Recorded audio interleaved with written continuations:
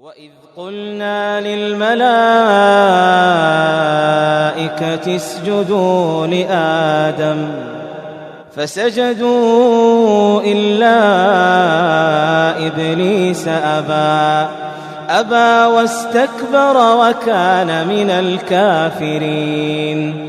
وقلنا يا آدم اسكن أنت وزوجك الجنة وكلا منها رغدا حيث شئتما ولا تقربا